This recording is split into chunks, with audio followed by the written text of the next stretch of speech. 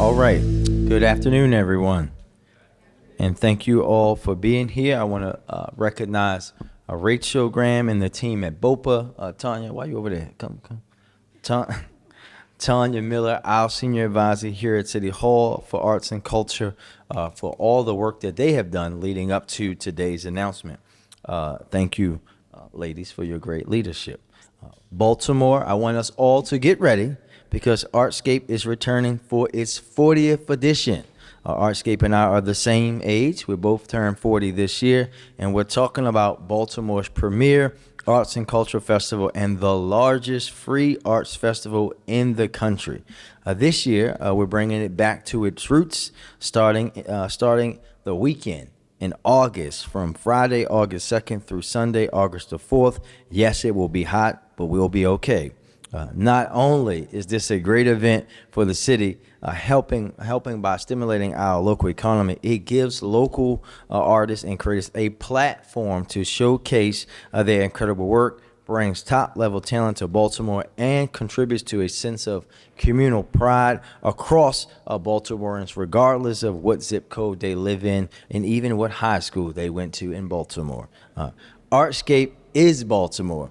Our artistic community is at the heart of our identity as Charm City. I have no problem going on record saying that Baltimore's local art scene is not one of the best. It is the best and most diverse and most vibrant in the world. We have some amazing talent lined up for this year. We have the incomparable Queen of Percussion, Miss Sheila E., which is really special because we are celebrating the 40th anniversary of her Glamorous Life album. I know y'all know a little bit about that. The legendary reggae tunes of the original Wailers, Baltimore's own Navaja Daya, plus Joy Carter. This next one is real special to me because I was there every Friday night for a long, long time. Live from the Paradox, Who Camille, and the Trinidad and Tobago Steel Drum Band, but it does not stop there. There will be additional acts that we'll be sharing. Keep out an eye, particularly look out on the mayor's Instagram. We might just drop one in the middle of the night so that everyone can get excited. It does not stop there. Equally as exciting, we're uplifting local artists, offering them a platform to sell and display their work. So don't just come and look at it, actually buy a piece. I know you got a piece of your wall that you be like, I need something to put there. Get it from one of our local artists here in Baltimore. Artscape 40 is going to be a great time for the whole family, so bring everyone out. And I encourage you to bring Lottie, Dottie, and everybody into Artscape. Make sure you drink and hydrate, wear a hat, wear sunscreen. It's Baltimore in August, so yes, it's going to be hot. But we're going to have us a good, fun, hot Artscape time enjoying the 40th Artscape. So thank you very much. And with that, I will turn it over to the new and fabulous leader of BOPA, Rachel Graham.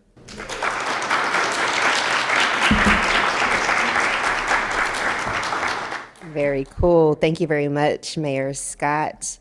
I'm standing on pins and needles and high heels right now about this lineup. I will share with you that as we were trying to determine, okay, who do we bring, right? And so we asked ourselves, like, who was the hottest person in 1984 that's still alive?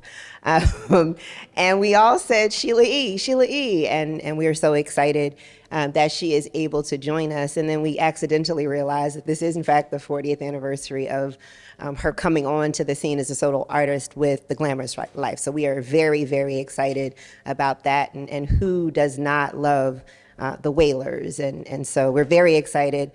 Can't wait to celebrate in what I think is going to be literally the hottest and figuratively the hottest weekend of the year. And so as the city's Arts Council, the Baltimore Office of Promotion in the Arts takes seriously our role in growing the city's cultural economy through year-round support of the arts and community access to public art and arts programming.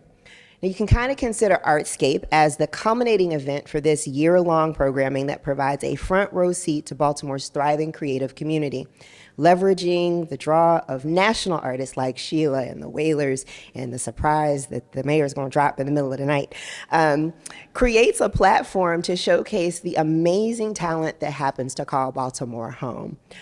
Artscape 40 is presented by Whiting Turner, the City of Baltimore, and the Maryland State Arts Council, and is supported in part by Johns Hopkins University in Medicine, Kaiser Permanente, and Atapco Properties, Dave's Killer Bread, the State Farm Good Neighbor Crew, AARP Maryland, and MedStar Health. We are also excited to work again this year with our media partners, WJZ and Baltimore Magazine.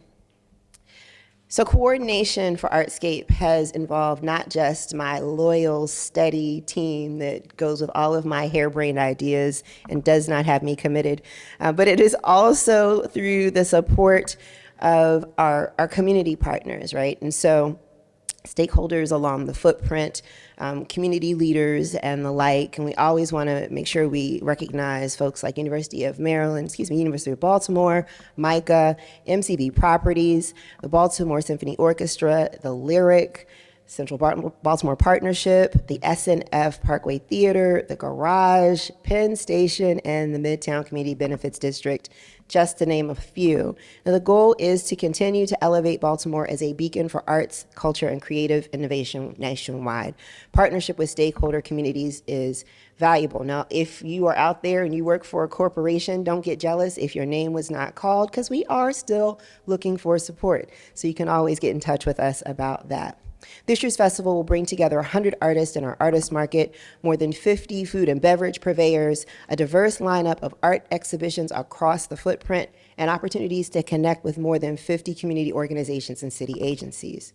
There will be 3 stages of entertainment that will feature more than 40 acts spanning genres including blues, rock, jazz, country Americana, soul, hip hop, roots, funk, musical theater, and if there is a genre that I did not mention, it's gonna be there. I'm sorry, Baltimore Club music. Ooh, my bad.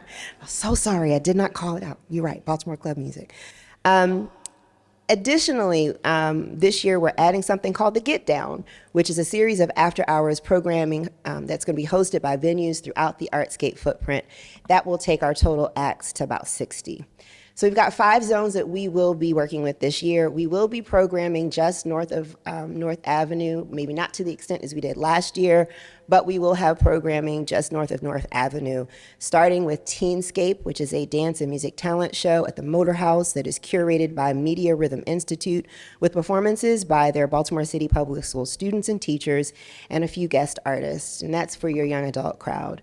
If you go just below North Avenue, bordered by North Charles, North Landvale, and North Avenue, you have Zone 4. We will have film shorts with the Maryland MDFF Short Films Festival in partnership with the Parkway. LOL Artscape, which is being characterized as Old Bay seasoned comedy with some of the best improv and stand-up in Baltimore. Made in Baltimore will be coming back to join us again with a marketplace of local vendors.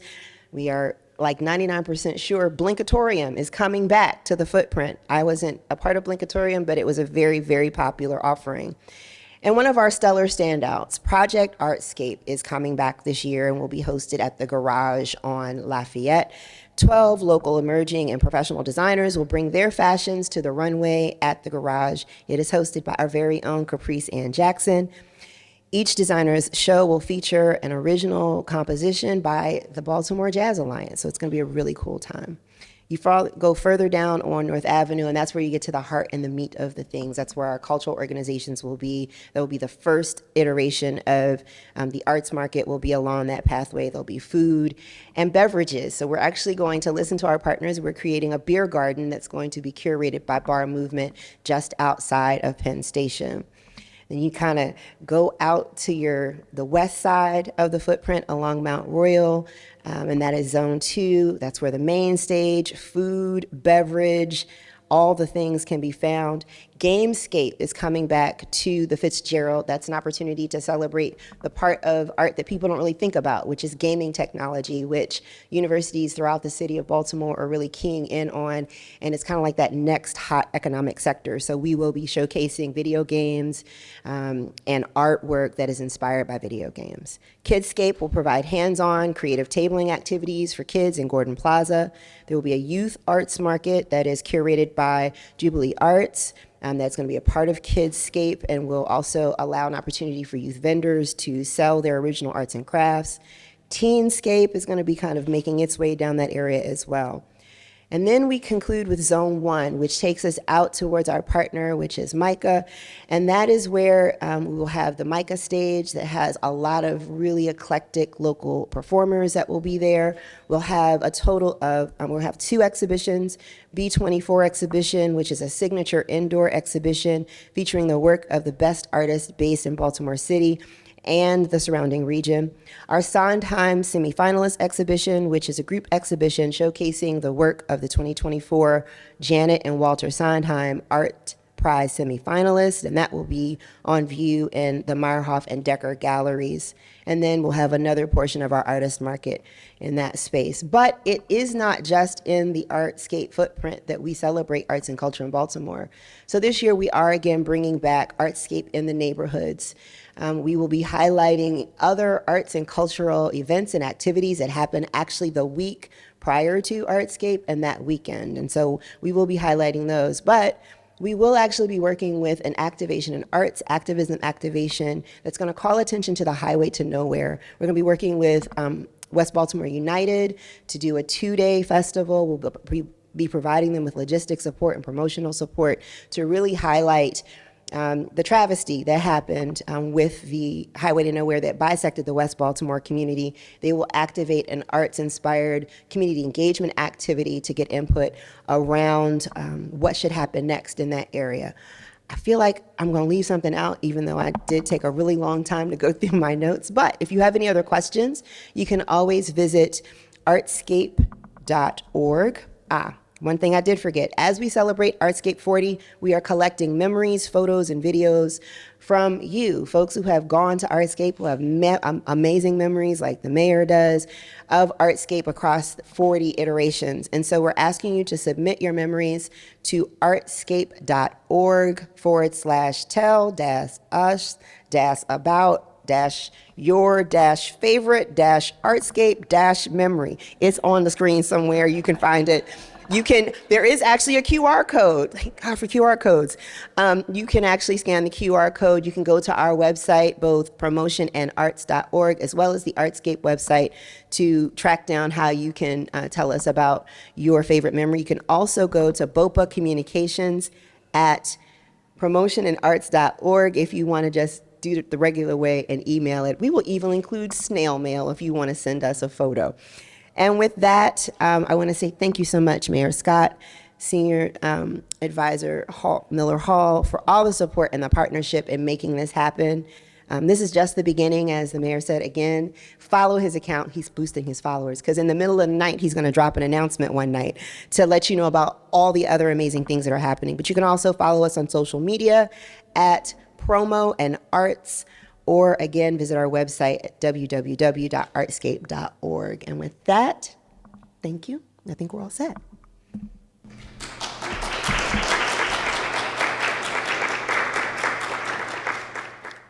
All right.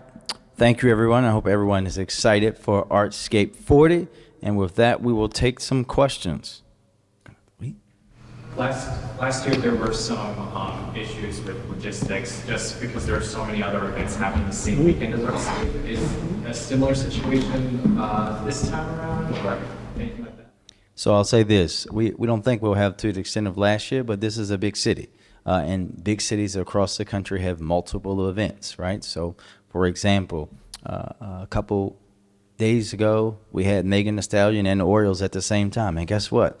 Both of them went off without a hitch, because that's what we want. We know that in recent history, Baltimore hasn't had that, because we didn't have the acts that wanted to come to the city. But now that we have one of the highest grossing arenas in the world, right, we know that people want to be here. And if we want to continue to push ourselves as a 21st century, as a city that is a arts and cultural destination, we're going to have multiple things on the same day. And this is why also it's important for us, as we look out into the future, of why we have to build the Red Line, why we have to have a better public transit system here, so that people traveling to come into Baltimore for these events don't have to only do it by car. Will you be doing anything for the 4th of July? Oh yeah, we will. That we'll be talking about that separately and later. But yes, there will be 4th of July will go off as usual here in Baltimore. I'll be in my kayak. There will be fireworks. There will be all the great things that happen on the 4th of July. And what stage is Sheila E. on? The main stage. It's Sheila E. That's not even a question. She wouldn't come if we were putting her on anything other than the main stage. It's not even a question. She's going to be on the main stage. It's her stage. Is Baltimore Club Music thinking of that? So, Baltimore Club Music Day, Alicia, was at AFRAM, and that we will be having another celebration at AFRAM for club music again this year. And then on Sunday, we're going to have one for house music. So we'll have both of them, but that'll be at AFRAM this summer. If I can answer Yeah. that question, A Night at the Docks is incorporating of Baltimore Club, Baltimore House, and Baltimore hip hop music. And that was, if you've seen the documentary More Than Hype, that was something that Larry highlighted, that all three of those genres are very key and central to Baltimore. And after I saw that, I was like, we've got to bring that experience to Artscape. And so, yes, we will. And you can't forget about Lil Mike in the reggae room, too. We're talking about the docs. What played into highlighting the highway to nowhere and decision, what played into that decision? They asked and we answered, quite simply put. We got a request from Department of Transportation that put us in touch with the group that's actually doing that. They know that we are committed to celebrating arts and culture, not just along the Artscape footprint, but across the city. Baltimore City is an arts and cultural mecca. And so they brought that conversation to us. We were like, does it make sense to support it? Because it does go along with the Artscape and the neighborhoods concept. I have my own personal feelings about the Highway to Nowhere. I think it is very important that we encourage unique ways around community engagement and getting the thoughts and feelings around the people that live there and that live there historically. And I think it's a really cool way. I mean, it's no accident, or not, it's kind of coincidental that we're having this conversation during Placemaking Week, because that is one of the key focuses of community informed and community respected placemaking strategies, is that you find ways to engage the community in which you're doing these things to make the decision. So it was a no-brainer based upon that. Did you say the footprint is going to be just above 4,000? It includes, just like last year, north of north, as we say. Mackenzie? Pivoting to a conversation earlier that we regarding the Board of Estimates, Jacob of the Board of Estimates. I don't think no one thought you were asking about Artscape, Mackenzie. I got you. Don't worry, it'll be on the list. In 2020, you said whatever the mayor wants is going to pass the board because the mayor has the vote. It's not representative of democracy because you're not going to vote against your boss, you'll be fired. Do you still stand by those words? Absolutely. I think that, again, Mackenzie, we know what you all are trying to do. We have to understand, as I said to you and the rest of the folks in the press on Monday, my comments about the charter amendment can't be talking about one. When we have someone that you know very well who is trying to fund and tear down Baltimore's democracy with their pocket, when they're trying to shrink the city council, when they're funding things to put in term limits, when only in Baltimore City in a year, and that election wasn't even a Baltimore City election year, when you see them funding super PACs for candidates, when you see them running the things that run on your station every single night when no other station runs them, we as Baltimoreans, and particularly as Black Baltimoreans, have to understand that you can't look at, as I said, the council president is obviously not trying to dilute Black political power. But when you look at that alongside the amendments that are going to be pushed around reducing the property taxes in an irresponsible way, reducing the city council, the conversations about being able to recall, right? All of those collectively together, anybody that can see clearly can see that this is an attack on Black political power, period. And we know that folks have been funding campaigns and losing, and now they're going to try a different way to get their way. But Baltimoreans are going to do what they did during the election and say, no, we're not having that. We understand that some people want to turn back the clock and go back to the good old days with the good old boys, but those good old days were never good for people that look like me. And as long as I'm here, we're going to fight with every single ounce in my body to push back on it.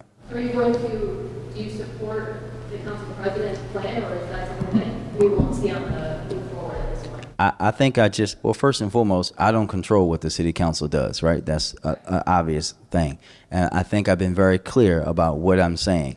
All of these, when you put them all together, will diminish black political power in Baltimore as the city is changing. And we know that there are folks from outside of Baltimore City who support Donald Trump, who say that their TV stations are Donald Trump's mouthpiece, right? Who want to change Baltimore city government. Why is it that there wasn't a charter amendment funded by these people to change whether they have term limits and how Baltimore County's council and city and county government operates? Why is it just Baltimore City?